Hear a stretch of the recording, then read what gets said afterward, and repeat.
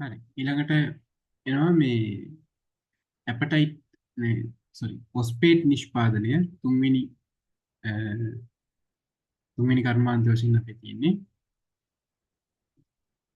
මෙයාගෙන් ඇතරම මේ එහෙම අර ලොකු ප්‍රශ්න ඇවිල්ලත් නැහැ තාම. එන්න පුළුවන් ඒකේ පොඩ්ඩක්. අරවට වඩා ටිකක් සංකීර්ණ මේකේ දේවල් මතක තියාගන්න තියෙනවා. හරි. එතකොට මේකෙදි අමුද්‍රව්‍ය වශයෙන් මූලිකවම ඕන එක්කෙනෙක් තමයි ඇපටයිට්.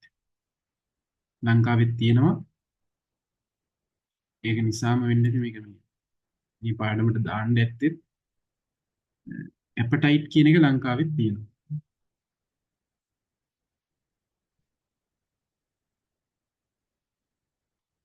එතකොට මේ ඇපටයිට් ඉන්න විවිධ ආකාර තියෙනවා.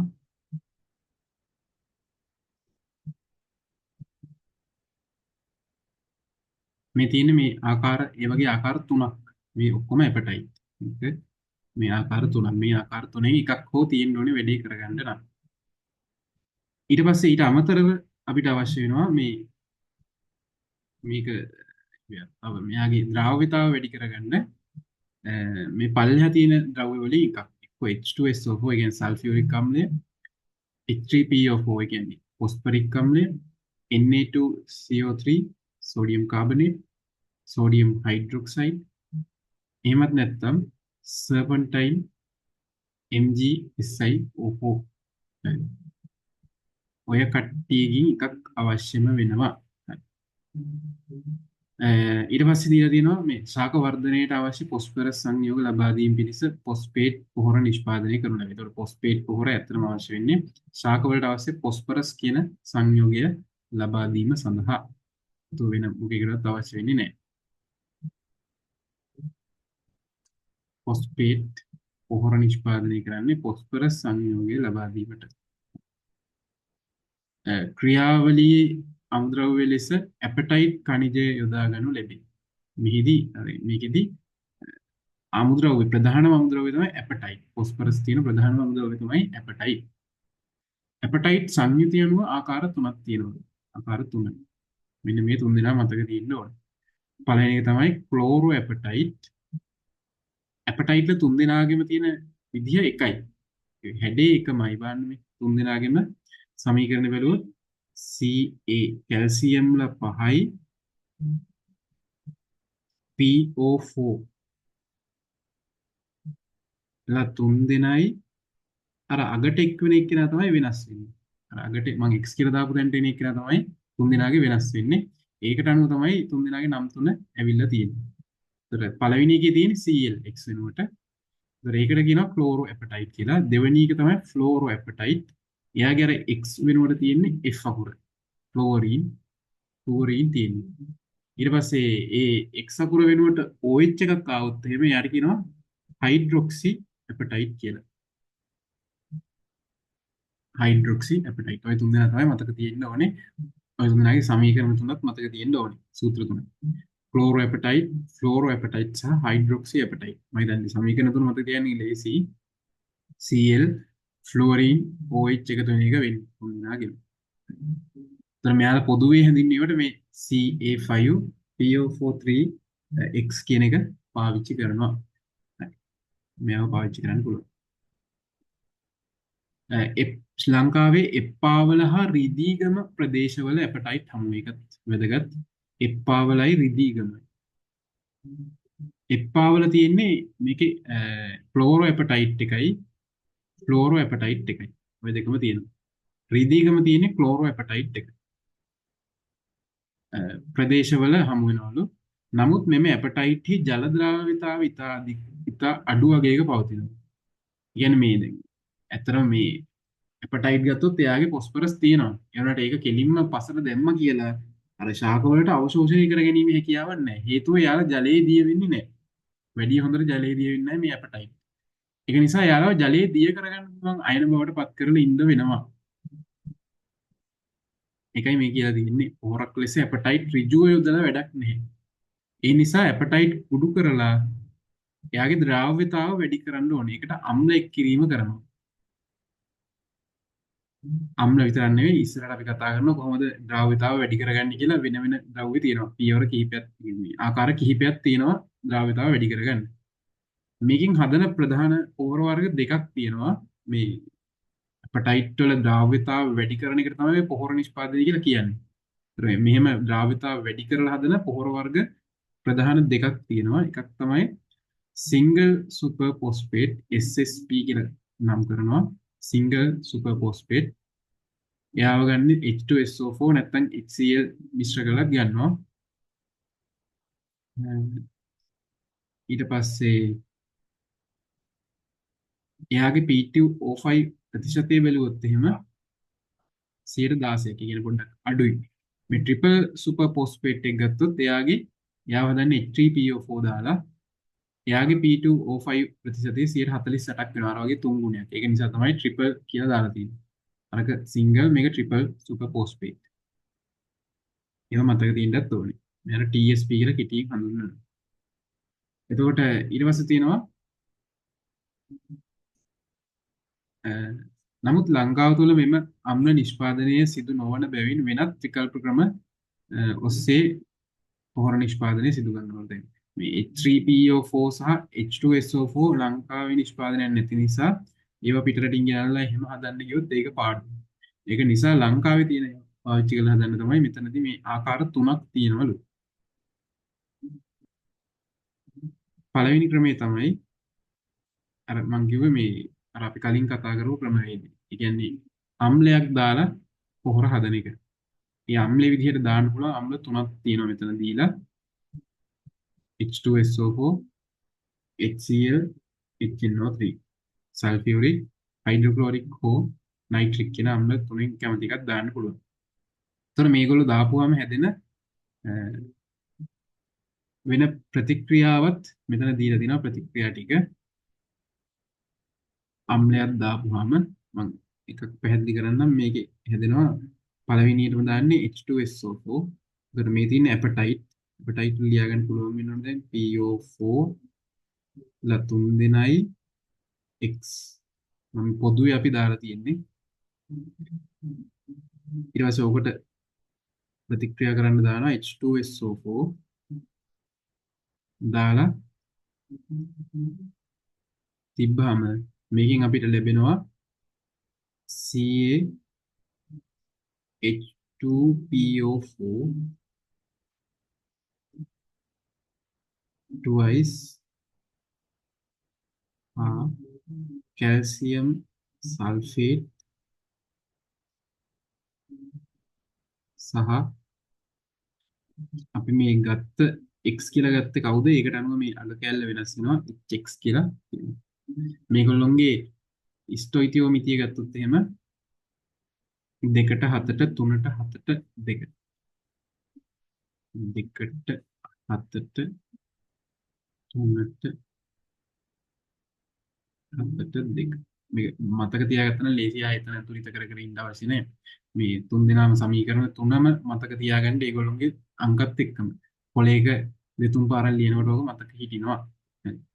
මේක මේ දැන් මේ පැත්ත නම් මතකයිනේ වම් පැත්ත නම් අවුලන්නේ වම් පැත්තේ තියෙන ටික අවුලක් නැහැ මේ මෙයා තමයි ඇපටයිට් කියන්නේ මේ නම් H2SO4 එකකින් ලැබෙන දෙන්න පොඩ්ඩක් බලා ගන්න මේ තමයි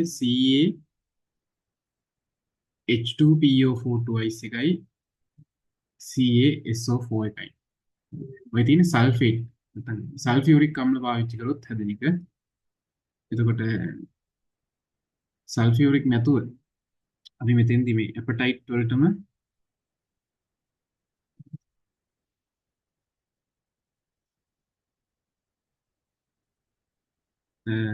HCl වගේ එකක් ගත්තොත්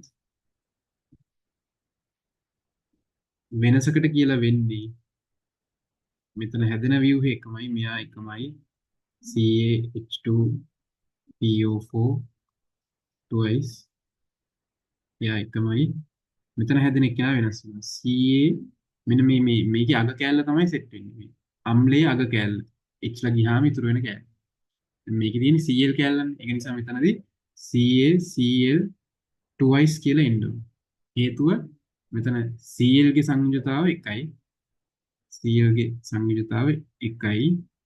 ඊට පස්සේ කැල්සියම් ගේ සංයුතියතාව 2යි. කැල්සියම් වල සංයුතියතාව 2යි.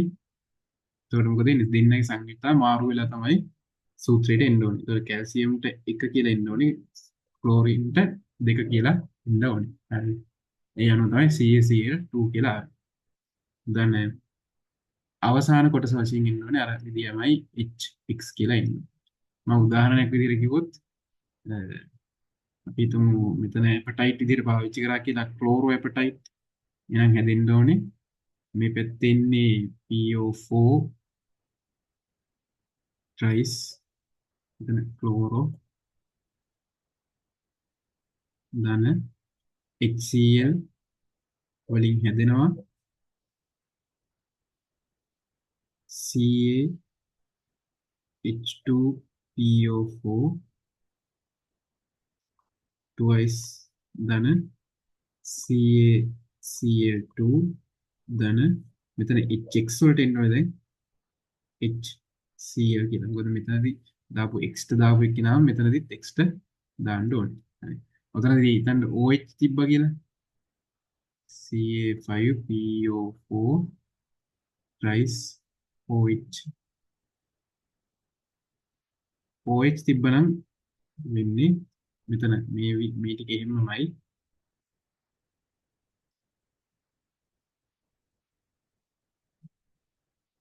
CaCl2 ඒව වෙනස් වෙන්නේ නැහැ.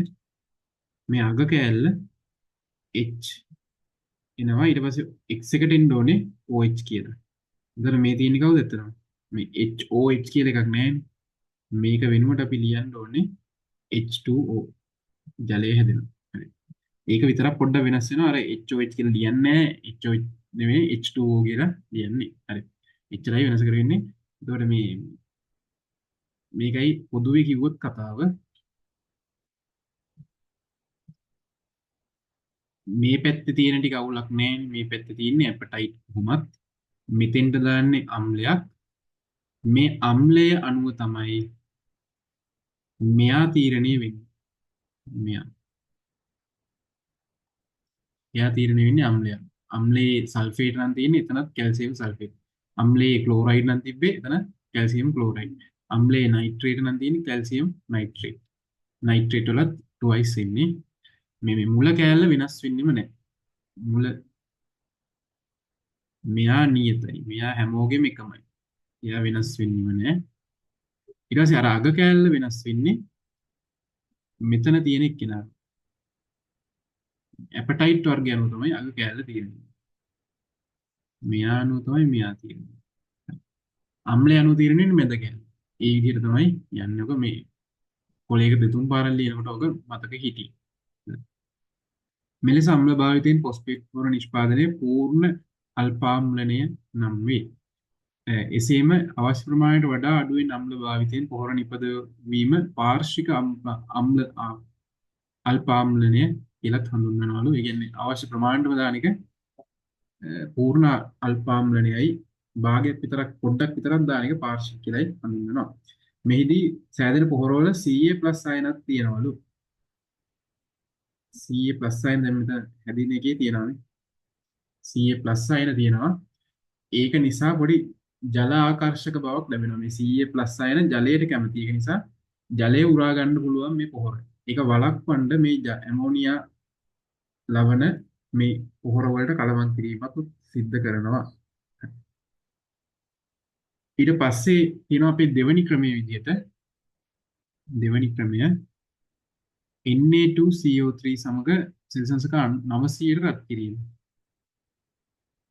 දෙවැනි ක්‍රමය සෝඩියම් කාබනේට් එක්ක. එතකොට ඒකෙදිත් මුලින්ම දාලා තියෙනවා ඇපටයිට් ඒක අවුලක් නෑ. ඊට පස්සේ ආ ප්‍රතික්‍රියා කරන්නේ Na2CO3ත් එක්ක සෙල්සියස් 900 දී අවසානයේ හැදෙන එක්කෙනා වෙන්නේ CaCO3 කැල්සියම් කාබනේට් කෑල්ලක් හැදෙනවා.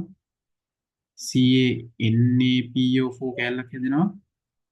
NaX කෑල්ලක් හැදෙනවා. මේ X එකට එන්න පුළුවන් ඒවා අණුව ඒ අග කෑල්ල වෙනස් වෙනවා. මෙතනදී ක්ලෝරෝ ඇපටයිට් පාවිච්චි කරා නම් NaCl එකක් එන්නේ. එතනදී ෆ්ලුවරෝ ඇපටයිට් පාවිච්චි කරා නම් එන්නේ F එකක්. හයිඩ්‍රොක්සි ඇපටයිට් පාවිච්චි කරා නම් එන්නේ OH එකක් හැදෙන්න ඕන. ඒක අනුව මේ අග කෑල්ල වෙනස් වෙනවා. ඊළඟ තුන්වෙනි ක්‍රමයේ විදිහට තියෙනවා සර්පන්ටයින්. එහෙම නැත්නම් Mg2SiO4. මෙයා තමයි ලංකාවේ හුඟක් වෙලාවට පාවිච්චි කරන්නේ ෆොස්ෆේට් පොහොර නිෂ්පාදනය සඳහා මේ සර්පන්ටයින් තමයි පාවිච්චි කරන්නේ ලංකාවෙත් හුඟක්.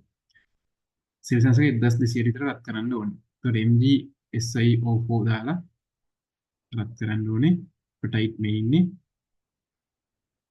ඒතකොට අවසානයේදී ලැබෙනවා CaSiO4 එකක්, Mg3PO4 twice එකක්, CaX2 එකක්, Ca3PO4 5 එකක් ලැබෙනවා. CaPO4 මම හිතන්නේ එතන twice එකක් twice එකක් ලැබෙන්නේ. ඔය විදිහට ලැබෙනවා. දෙක තියෙන්නේ. ඒතර මේන්න මේ සමීකරණ දෙකත් මතක තියාගන්න වෙනවා. කොලේක දුතුන් පාරක් ලියනකොට මතක වෙවි. ඔය දෙකත් මතක තියෙන්න ඕනේ. මේ සෙට් එකත් මතක තියෙන්න ඕනේ. උඩ තිබ්බ ටික. ඒවට කිව්වේ මේ මෙහෙම x අකුර දාලා දෙන්නේ නැහැ. හුඟක් වෙලාවට CL හරි F හරි දාලා දෙන්නේ. ඒතකොට අර x එකටත් ඒක දාගන්න ඕනේ. හරි. ඊට පස්සේ මෙතන මේ HClුයි H2SO4යි දාලා හදන කට්ටියට කියනවා මේ සුපර් ෆොස්ෆේට් කියලා. මෙතන හැදෙන අය සුපර් ෆොස්ෆේට්. ෆොස්ෆේට් කැලේ විතරයි තියෙන. ඊටු කැලේ මෙගිලා ගිහිල්ලා සුපර් ෆොස්ෆේට් කියනවා. මේ නයිට්‍රික් අම්ලය දාලා හදන අයට නයිට්‍රෝ ෆොස්ෆේට් කියලා කියනවා. නයිට්‍රෝ ෆොස්ෆේට් කියලා හඳුන්වනවා.